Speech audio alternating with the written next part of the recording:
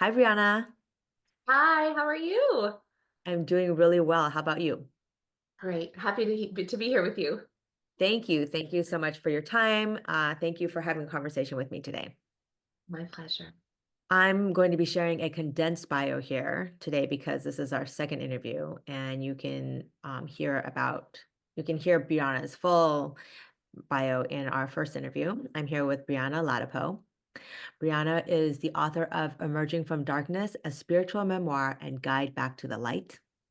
She lives in Florida with her husband and three boys, where she has a trauma counseling practice and works with nonprofit organizations to heal trafficked and exploited children. You can also learn more about Brianna at her website, briannaladapo.com.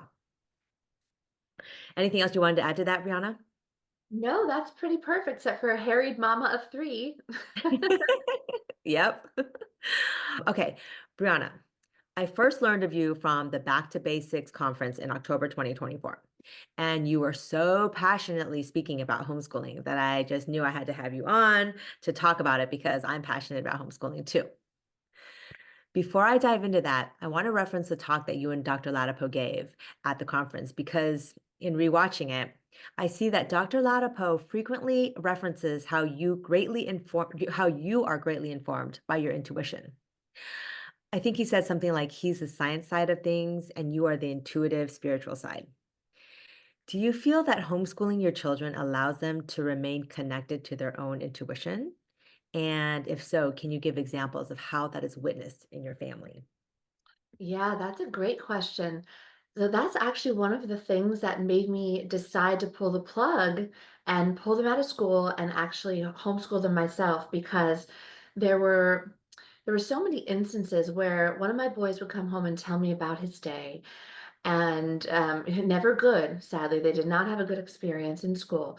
And usually the problem stemmed from them being pushed into a little box or a little model or expected to behave in a certain way, rather than being honored for the unique, individual, amazing, sovereign soul that he is.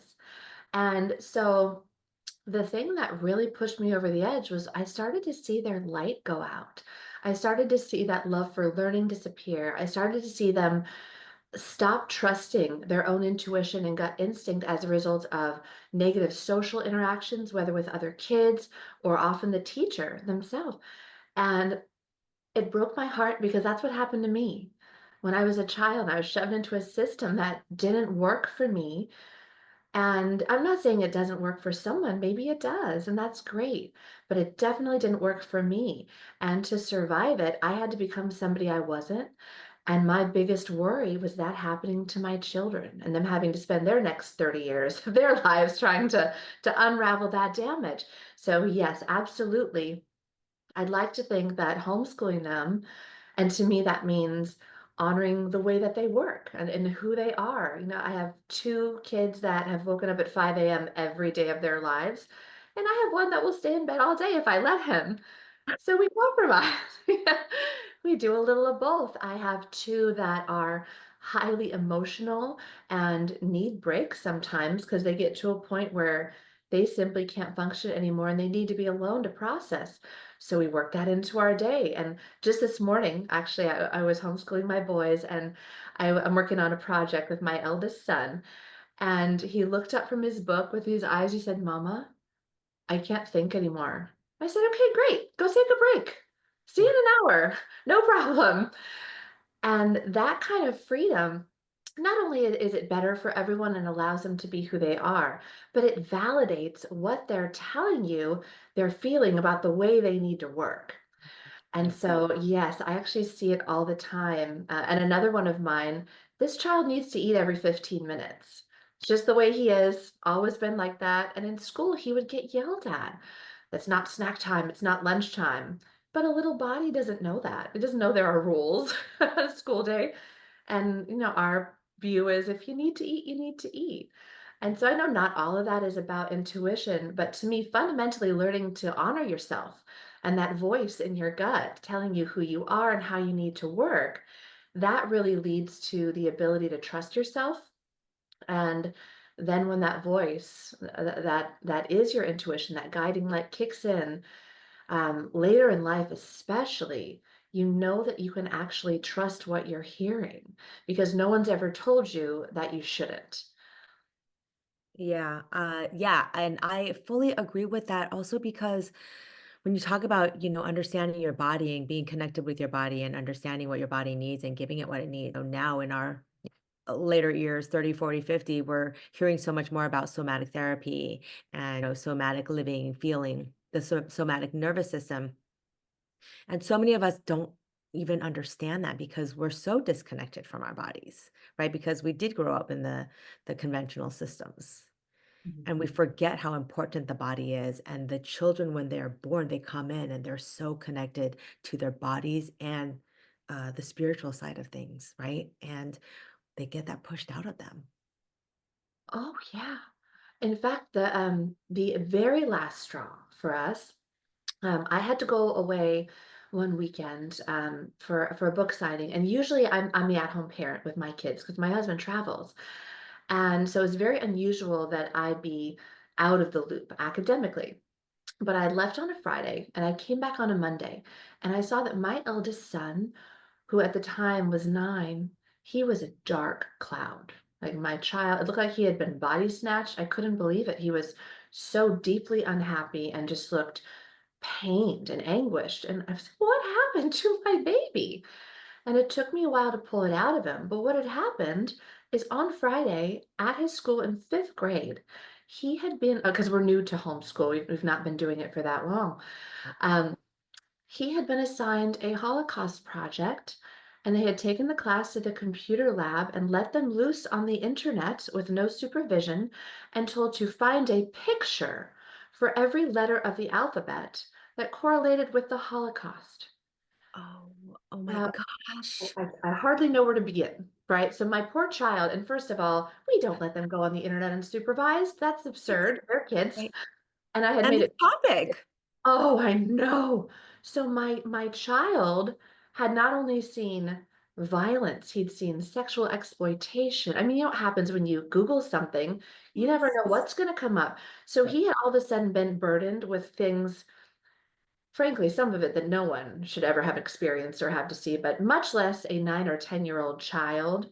That was the age of his class at the time. They were emotionally burdened with things they're not even equipped to process yet. And then I'd left him all weekend. Of course, I didn't mean to. It was just terrible timing. But I came back thinking, this is so unacceptable. And when I went to speak to the school about it, they looked at me, dumbfounded that I was upset, and said, but that's what we teach in the 5th grade.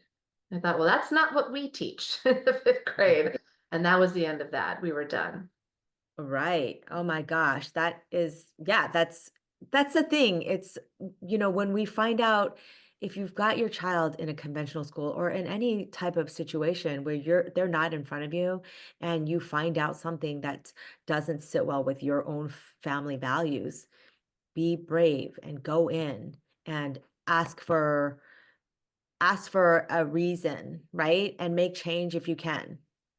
And if you Yeah. can't make change within the classroom that you have to put your child in, then what can you do to make change for your child at home or just within their being? Absolutely. And truly, at that point, I had been thinking about homeschool for a couple of years. But, we have all these logical considerations like, how am I going to fit this in? How can I make this work with my own career and my own schedule? And those are the things that had been holding me back. But after that happened, it was that and one other little thing right in that same week where my little pre-K guy had been touring the kindergarten class and they had each been assigned a buddy that was showing them around the classroom and his teacher was sending me photos and it was so sweet, except that there was a row of laptops behind the kids. And I thought, are you telling me that the kindergarten curriculum is online? And so once again, I go storming into the office, and unfortunately, that was the only option. And I even offered to buy the books. I said, "Well, just let me know what curriculum it is. I'd be happy to just buy the books." And they said, "Well, they don't make books. We're online." And they were proud of it and happy about this, as if they Right, have no idea what that technology is doing to forming growing brains. right. So, yeah, I agree. Either if you can't change it, then you have to make the change externally that's right for your family. And that's when I put all of my other reasons aside and realized that, we only have one chance to educate our children and make sure they grow up healthy and happy and comfortable in their bodies and have a love of learning. And if we miss that window, then for the rest of their lives, they might have a negative relationship with anything having to do with education. And I think we're seeing the results of that now in the world. Oh, 100%. With the amount of depression and anxiety that's going on in teens, adolescents, it doesn't need to be like that. And it's kind of like all compounded because they're just not seen. I mean, this is why Perfect Child exists, is because I want parents to get the tools so that we can learn how to deprogram from the system so that we can actually be present and make better decisions for our children so that they don't have to go through what we're going through now. They don't have to do the deprogramming. Absolutely. Now, going back to the talk that you gave, again, you had mentioned that in the short stint that you began homeschooling, right, before going full fledged, you realize how little time we spend together as a family. And that really, oh, it hit a nerve in me because I was like, that is so true. When we put our children in school, any type of school that's outside of our home, we really don't spend a lot of time with them. And it doesn't matter what type of school you go to, even if it's an alternative school and not conventional, they're still in the same model, right? There has to be some sort of schedule, rules. They only get like half an hour for eating, hardly any outdoor time. And then they're bombarded with homework. So it's what's 6 or 7 hours in the school. And then at home, depending on what grade you're in, maybe 2 or 3 hours of homework. And so speak to that. Excuse me. Yes. All of it is so negative. I've come to believe that giving children all those hours of homework is a way to get them used to the idea of essentially being enslaved and not having control over their own time, not having hobbies as adults, being okay with the idea of staying and working late at a job that does not inspire or light them up. I think it's designed to teach them how to be worker bees. Right. And, it's funny when you said, I think you said we had to unschool ourselves.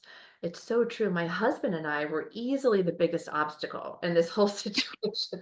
We had to really take on the idea that everything we had ever been taught and trained and the system we came up through and very much believed in at one point was actually not designed to inspire or create or raise children who were brave and entrepreneurial and push back against things that don't work.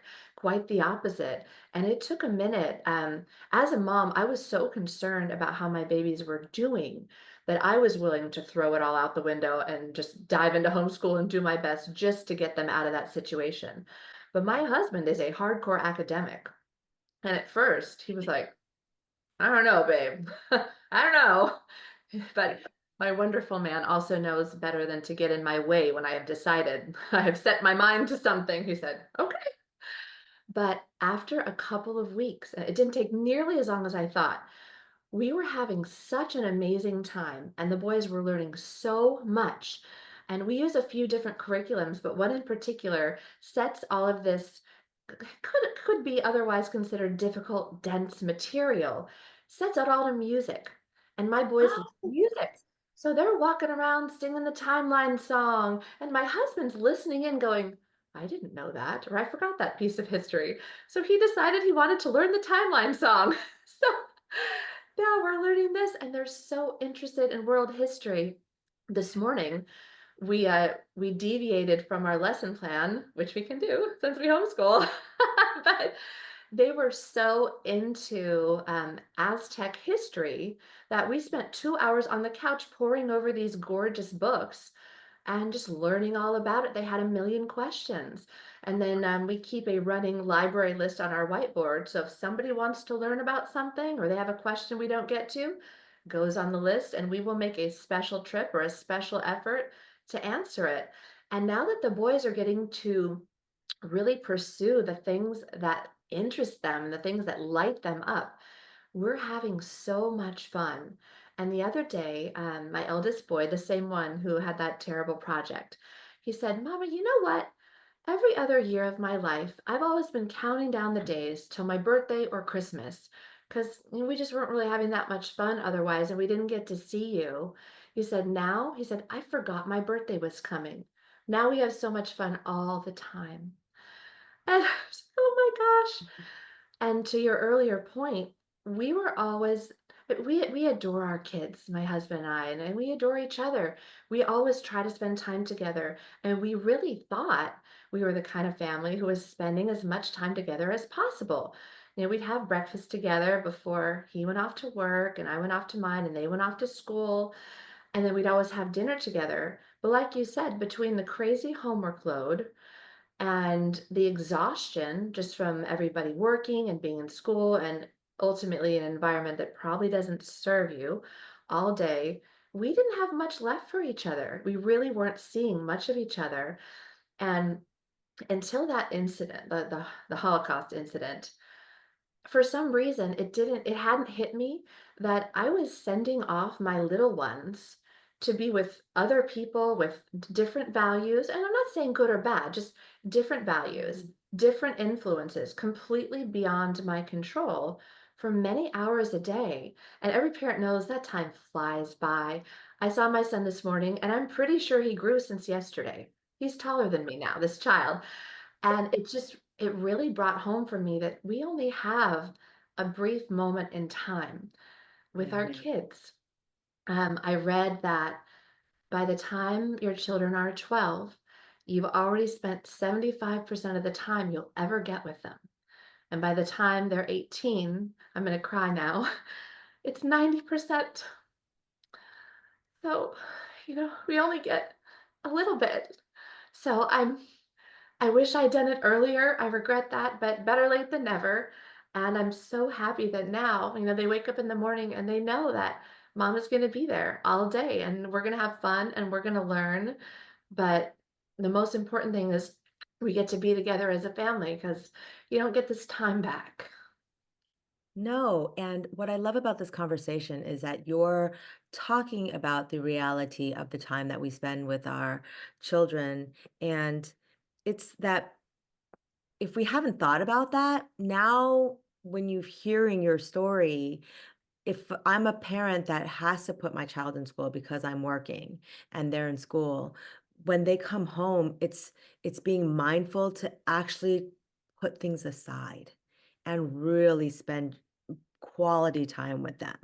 We're so used to, even in my own family, like doing partial sort of, okay, we're going to have dinner and then afterwards I go back to my computer to do some work. But why would I do that when I can actually spend time with them? And obviously, right now my daughter's a teenager and she loves to be on her computer or her phone or whatever and hang out with her friends. And that's fine too. But prior to that, when she was younger, perhaps I could have spent more time. It's just being mindful, and so these are the conversations to inspire other parents that have children that are a bit younger to really be aware of the time that you're spending with them, and maybe recognizing that when they are at school, they're very rarely seen. And so when they're home, please make sure that everything that you do helps your child to be seen and make them know that they matter. Like, Absolutely. let the school go. Like, when they're at school, they're in school, they come back, they have homework, if they have questions, great, but the conversation doesn't have to be around how well are you doing in school, and what are you studying, and this and that, and what about college? How about just like, "Hey, how are you? What's going on? Let's spend time together. Let's not talk about that. Let's talk about something else. Is there something else you're interested in?" Just sort of keeping that alive, if it's possible. Definitely.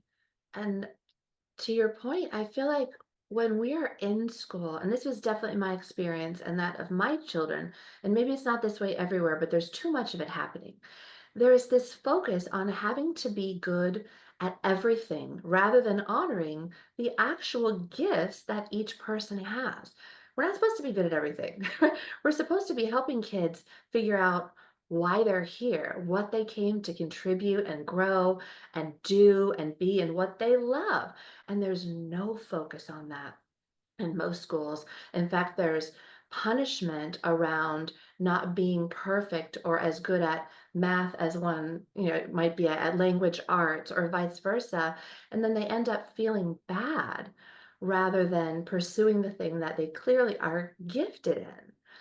Yeah. And there was a moment for me actually when my kids were still in school, and my middle son, who this sweet boy, he can't be in the classroom. It's a good day if I get him to wear pants. This kid is just, he is his own man, always has been, and I love that about him. But it does not lend itself well to structured environments. And he was just having the most trouble. He couldn't do it. His teachers thought he was a problem because he can't sit still. He's just not that kind of kid. And he had this ongoing project all year long where the teachers wanted them to read 200 pages a week outside of school and write it down. Now, this kid is an avid reader. He was easily reading twice that without me ever having to tell him, but he resented having to write it down. And I feel really bad about this because it took me too long to figure out that I was part of the problem. But one day, it was Thursday, and that weekly report was due Friday, and I was getting on him. I said, "Did you do it? Did you write it down?" He said, "Mom, I didn't write it down. You know I did the reading. Why do I have to prove it?" And it was like, thought, "Oh my God, you're right." He thinks that I don't trust him. He thinks that I'm not honoring what I know to be true. And I thought, you know what? I said, "Baby, you're right." I said, "You don't ever have to do that assignment again. I know you're doing the reading. Forget about that." I said, "And if they give you a hard time, you have your teacher call me and I will speak to her about that." And I talked to her about it anyway. I said, "I'm not going to have him do this." And I wish I had gotten there sooner, but the look on his face when I validated that he knows what he's doing. He like, why do we have to check up on this? Why do I need to drag him through this pointless exercise along with everybody else? I thought, no, no, I don't. So that was a big learning moment for me. Thank goodness. But you're right, we have a lot of parent deprogramming to do. Yeah, and that's a beautiful thing that you came to that conclusion and also, got to talk to the teacher about it. Now, wouldn't you say that when you spoke to the teacher about it, there wasn't a lot of pushback? Like teachers are usually really open to parents coming in and having a different perspective. Yeah. Yeah, I mean, I feel like it may depend on where you are, but for the most part, yeah, because a teacher who cares about her students is going to want to support that student and doing what's right for them. And, we had a few who were very, very rigid and more interested in keeping control than teaching. But you're so right. For the most part, a teacher who loves children is going to want to support your child. And so, yeah, it's always worth a conversation, always. And, like you said earlier, if it doesn't work out, maybe that is an indication that something needs to change on a broader level. Maybe it's time to rethink it. And I'm actually so grateful that what happened to our kids happened. Because without those incidents, I may have gone sailing along thinking, well, I went through it. I mean, I'm sure they'll be okay. Yeah. Right, and everyone has their journey, and I have met several kids that really love school, and that's great too. So it's Yeah, really when we have these conversations, it's really not about always thinking that homeschooling, unschooling is the best. It's more like allowing your child to have agency over themselves.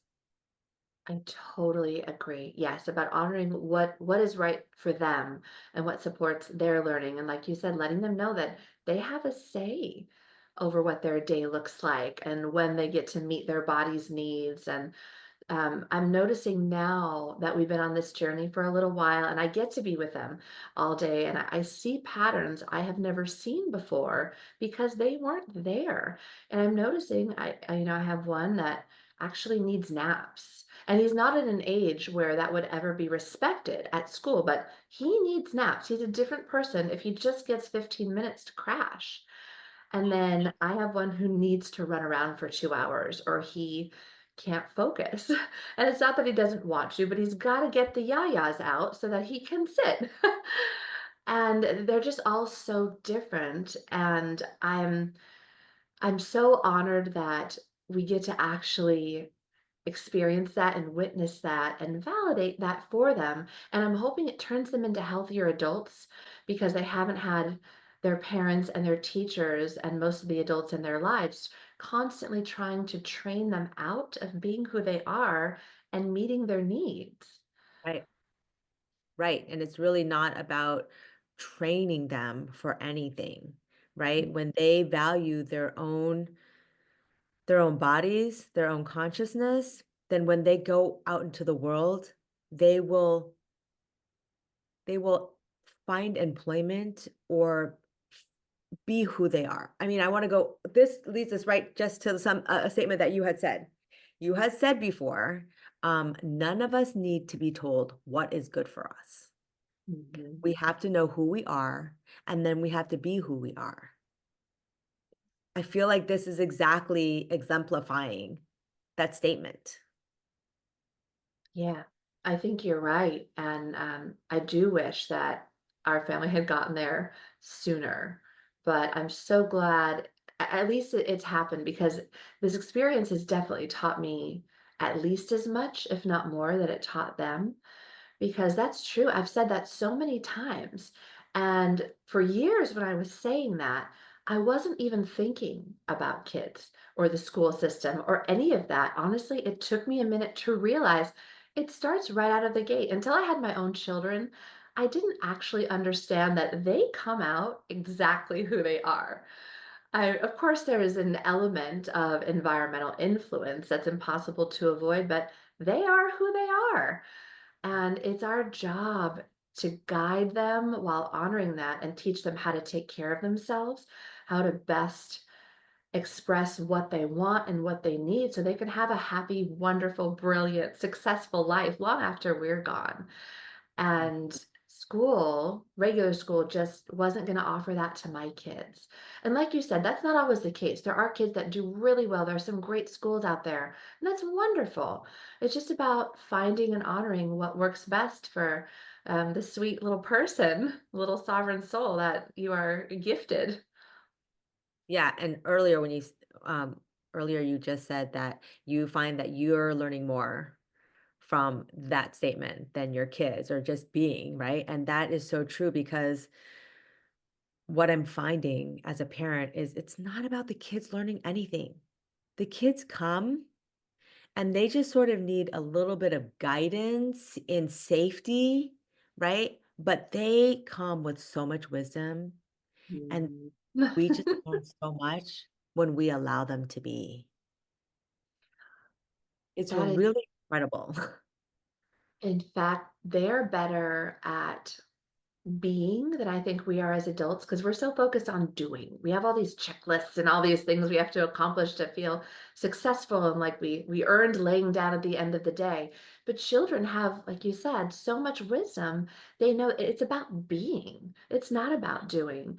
And I have increasingly started to suspect that all the doing that gets thrust upon them at school or really in any structured environment is to distract from the being. And then they become adults who are easier to manipulate and control, which is a shame. It's really a shame because it's much harder as an adult to work through that trauma and regain who you are than to never have it taken from you in the first place.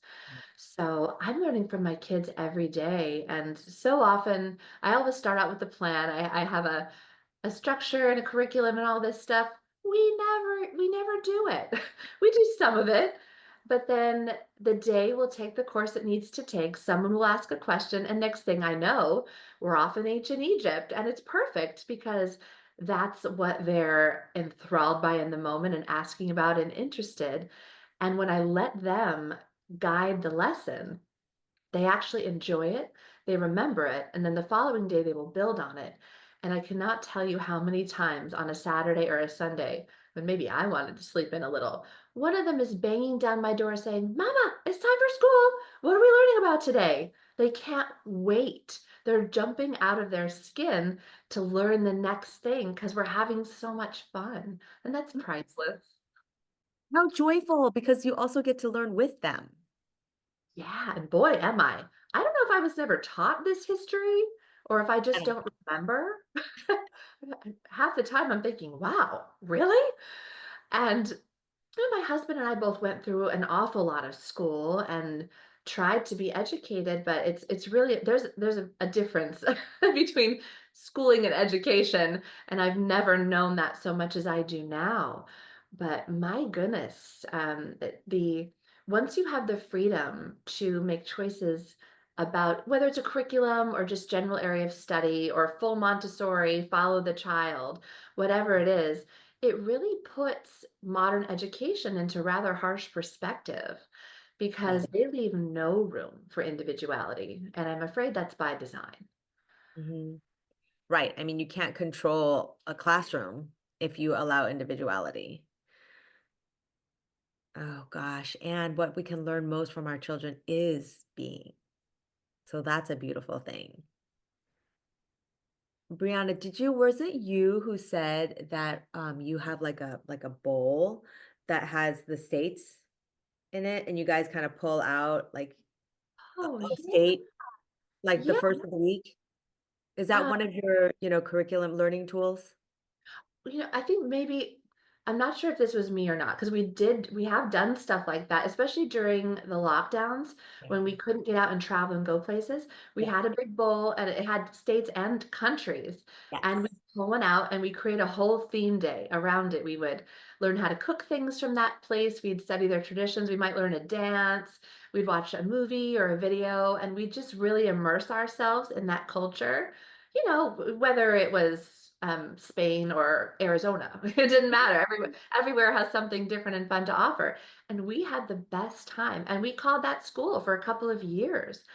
And the funny thing is, to this day, I always hear parents talking about how much they feel their children lost during the pandemic, whether it was academically, emotionally, socially.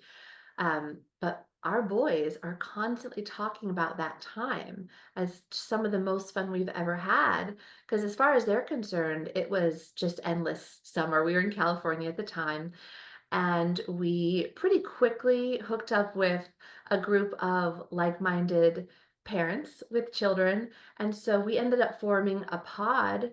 We had about 7 families, and we spent that entire time together.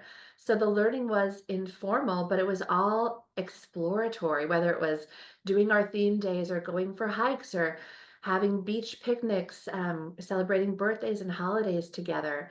And in retrospect, we were just doing the best we could to shield our children from this very low vibrational existence, so much fear, this very pervasive and predatory control that I did not want them to experience. Right. But as a result, we ended up having an amazing couple of years. And so they don't remember the pandemic as a time of lockdown and scary and not being able to see my friends. They remember it as, oh, that's when we met our best friends. That's when we had all those barbecues. That's when we learned the dances of Polynesia. And Right. I'm so grateful for that. Right. And that's just exemplary of our thoughts create our reality. Yes. It's they had a beautiful time and history doesn't have to be written in a low vibration. Mm-mm, not at all. Tell me the name of the curriculum that you use that sets everything to music. It sounds Oh, so it's great. It's called Classical Conversations. okay. And it's a classical Latin trivium-based education. It's fantastic. And that's kind of our base education. So we cover a lot of like history and geography and good solid English, things like that. And the older kids learn really unbelievable writing skills. My now sort of sixth grader, since we're losing track, is writing easily at a high school level. Just beautiful, beautiful papers. But then after, beyond that, you just pick and choose what works for you. So while my eldest is very mathematically advanced and is taking late high school math, so he Mhm. has a curriculum that works for him. My little two, after their experience in school, thought they hated math. So I found a gorgeous curriculum called The Good and the Beautiful that teaches math in these beautiful full color, almost storybook like settings. And it's a wonderful, rigorous math program, but it never feels that way. It's so much fun, and the pages are full color, and it's taught from the perspective of children who have names and stories. So they Oh can't wait. They beg me to do just one more chapter, Mama. But I'm like, my Mommy needs to take gosh. a break. Just one more Oh my chapter. gosh, that's so wonderful. We just love it. And then for science, we just do experiments all day. We don't even have a specific science curriculum. We Right. just go like whatever they're interested in. This week, they're very into geology and volcanoes and rock formation. So we're doing all kinds of stuff in that realm. And when they change interests, we will change boxes. Isn't that beautiful? There's just the way you describe it, there's so much joy in just having your children at home and learning with them if we have the capacity. Yeah. And I was actually worried that it would be very stressful Mm. and that I was thinking so much about what I might lose because in my mind, the hours they were at school were the times where I would do my work and see my clients and work on my books and all that sort of thing. But now I would not trade it. And true, I don't have nearly the time I did to work on that kind of stuff. But what I realize is all of that can wait because I only have a finite amount of time to spend with my babies, and we're having a blast. Every day is wonderful. And beyond the school part of homeschool, now we have all this time to explore. We've made the most amazing friends. It turns out to be a homeschooling parent, you already start out from a pretty like-minded place, Right. just in terms of how much you love your children and what you're willing to sacrifice to make sure they have a great experience. And that makes for some really powerful friendships. Right. So we've actually made the best friends in our homeschool community that we've had since we moved to Florida, at least locally. And it's just really been a blast. I'm so grateful for them. The kids all get along, and we're part of a co-op that it reminds me of Little House on the Prairie. We've got from like 3 months old up to 13 years old. And of course, they're not in the same classes. But during the breaks and all that, it's beautiful. The older kids are holding the babies, and the little ones are running around, and it's just so cooperative and so beautiful. There's no jockeying for position. There's no being mean, there's no bullying. And in all the time we've been a part of this community, not once have I even witnessed an argument. These kids, they're so aware and conscious, and they've been taught how to take care of themselves. So if there's a disagreement, they will discuss it better than some Right. adults I know. It's beautiful. They'll I come to a compromise. They'll talk it out. There's no fighting or cruelty. Just a lot of those frequencies that you run into in the modern education system simply aren't there. And so we have fun all the time. Yeah, and I can imagine it's probably because, first of all, they all know that they matter. They've given agency, they respect themselves because you respect them. And also, I would imagine that the altercations that happen in a school setting is just everything compounded. Like, human beings at the core, everyone is seeking connection and love. And you get that opportunity to really sink into love and respect when you are in a homeschooling, unschooling environment, and then you're with like-minded people that do the same. Whereas when you go into a school system, the love is lost and you're not made to matter. And that really takes a toll on a child's psyche. It sure does. It took me years to figure out how much of a toll it had taken on mine. Just because so often when there are these standard structures that we're supposed to be a part of and supposed to be okay with, and this is just the way we do it, sometimes it takes years to even consider that maybe that wasn't the most constructive environment. Mm. Yeah. Yeah, I love the stories that you're sharing here because it just brings so much joy into the space. You know, that's the whole point of these interviews is to inspire people to not be afraid. If if if you're a parent and you hear a little voice inside your head that something's not right, I don't feel like this is the right environment for my child, be bold, be brave. Yes, Sit down and talk to your child and also do the work. Do the work of deprogramming so that we don't operate from a place of fear. It's so easy to fall into that place of fear. right? If Yeah, we don't train our child to do this, they're never going to learn to be responsible adults, but they will learn to be responsible adults when they need to. that and when they are in an atmosphere that is joyful and accepting and safe, they actually absorb so much more information. When you think about a child who's sitting at school, terrified, they're starving, either they need to run around or they need to go to the bathroom, but they're afraid to ask because the teacher's going to yell at them and there's a bully.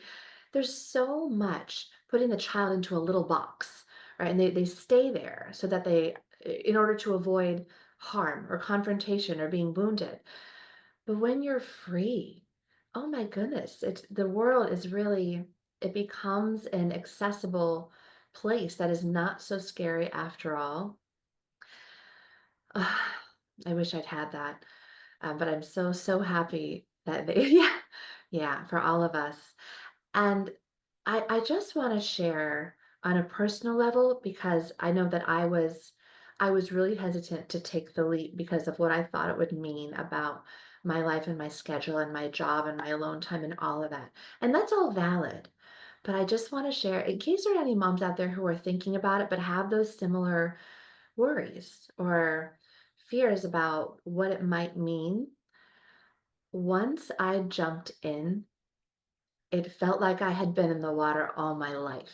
It was really just the fear of the unknown, 'cause it is a big, vast ocean of unknowns, right? There are probably thousands of curriculums. It's brand new people. It's maybe someone's never taught before and is not comfortable with that idea or title of teacher. But the truth is, you know your children better than anyone. There is no one better equipped to love and teach them than you. And they go hand in hand, right? Loving and teaching are often one and the same. You can't be an effective teacher or guide if you don't love the person that you're teaching. So it is actually so much easier than you think. I couldn't believe it once I jumped in, and it was just so much better than I ever could have imagined. And I wish my husband was on just so he could share. He was so skeptical. Oh goodness. I was getting serious side eye, but he was like, okay, babe, whatever you want to do. But it didn't take long until even he had to say, I have never seen our boys so happy. We had major behavior issues that had surfaced in school that simply vanished. And it became obvious that they were a result of that environment and not who the kids are. They just couldn't handle certain things about that environment. They just disappeared. There's very little fighting anymore. Even I've got three boys, so they tumble around, but they're so much kinder to each other. They're so much kinder to us. They're so much happier. It's so, so worth it, and it's so much easier than I thought it would be. And that's not to say there are days where sometimes I might want to pull my hair out a little bit, but that's maybe 0.5% of the time. And if I'm being honest, it's probably because I'm not taking care of myself well enough. Like maybe I didn't get enough sleep that day. Maybe I'm not doing my mama job.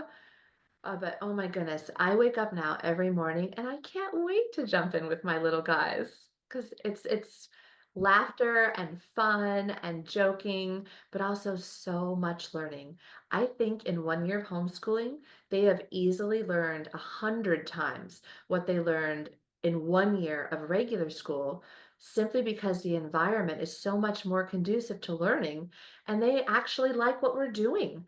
It's fun, so they want to continue. Thank you so much. I mean, you can tell in your face how much joy this brings you. Thank you. It's just it makes me excited for everyone to dive in. Me too. I just I wish everyone, and I know it's not always possible, but, I do wish everyone could try it just for a week, just to see, because the changes in your kids, it just makes my heart light up. I'll never go back only because the people that I've gotten to watch them grow into, like watching who they really are and then feel free to step into the world at a soul level as their authentic selves is just the greatest gift. As a mom, that's all I want. Just want them to Right. be. And how old are your kids right now? They are now 6, 8, and 11. 6, 8, and 11, living authentically. Is there any more that we need to say? I think that's all we want, right? That's all there is. That's That's all there all is. there is, and I'm so grateful that we have an opportunity to get them there so much earlier than we did, right? Because we really had to work through a lot to get to that place. I'm So still how much working. I'm still working. seriously, me too, every day. So how much good are these kids gonna to go do in the world? Because they have such an enormous head start and they're gonna go out into the world as adults, knowing exactly who they are, what they want. They're gonna have healthy boundaries. They're gonna get into healthy relationships because they won't accept less than their worth. They'll give as much as they get. They give me faith that humanity has a future. Sure does. It Mm. sure does, and I feel so blessed to know people like you. We're doing the work. We're doing the work so the next generation can really rise up. We're all rising up together. We are. It's just the most wonderful feeling. It It really makes me happy to be on Earth, even during a time that many would consider rather tumultuous. This level of love and divinity that I feel when talking to somebody like you and connecting about the future of our kids, then I know everything is going to work out beautifully because we're going to make sure that it does. We're going to do the work. Yep, we're gonna do the work and we're gonna keep sharing about it. Yes. Thank you, Brianna. My pleasure. Thank you so much for having me. I could talk about homeschool all day. I know, we will have a chance to do that. Next time, we'll have Dr. Ladapo on too. That would be fun. Oh, my That'd be sweet really husband. Yeah, I would love that. He loves homeschool now too. I love it. I'm so excited. Okay, good. Is there anything else you wanted to add? Oh, actually, I think we covered it. Usually I do have something to add, but no, I'll just say one last time that if any moms or dads out there are considering this and they have a gut feeling about it, but they're being held by other concerns, real life concerns, about time or emotional energy or availability, just give it a try because I promise it is so much easier than you think. And the rewards not just for your child, but for you, are more bountiful than I ever could have imagined. I wish I could go back in time and have done this from the beginning, but I'm so glad that at least we're getting to do it now. Yeah, I feel the same way, and thank you for sharing that. And also, I want to add if somebody would like to try it, there's no barriers because you can always put your child right back into school. It's always going to be there. Absolutely. So try it. Give it 3 days. Give it 1 day, then 3 days, then a week, then try a month and just see how you feel. Yeah. And I think it's a lot more fun too if you have maybe a co-op or some friends or a partner, and it makes it a lot less scary if you have someone to ask questions of and to kind of hold your hand through the beginning when you're unsure. Life is better with friends. Definitely. And when you say that, I would say if you could find a friend of your child's. So like Yeah. the parents get together and the children get together because sometimes kids, if you pull them out, they're like, "What am I doing?" And I don't know these people. But if you have like 2 people, 2 kids that are interested and you pull them both out and they can kind of share the experience together, that might be helpful too. Yeah, definitely. Definitely. And one other thing is that if people are interested but don't quite want to pull the trigger, find a co-op or a community and just go shadow for a day. See what it's like. See if you resonate with the people that are there. That's what happened to us. We were looking at a few different communities, and this particular community we visited, we fell right into, felt like we'd known everyone for years. All the kids are best friends. It's amazing. We'll go over to someone's house ostensibly for 30 minutes and we'll be there for 10 hours because Yeah, same. we have stuff with each I other. love It's that. wonderful. Yeah. We moved to Oregon in 2020 from California, and we had a lovely community in California, but the community here in Oregon, like, got my heart. We Oh, just love them so much. I love that. That's just beautiful. Yeah. Well, thank you so much. Thank you for your time, My pleasure. Thank you so much for having me. and we'll see you again soon. Absolutely. I love it.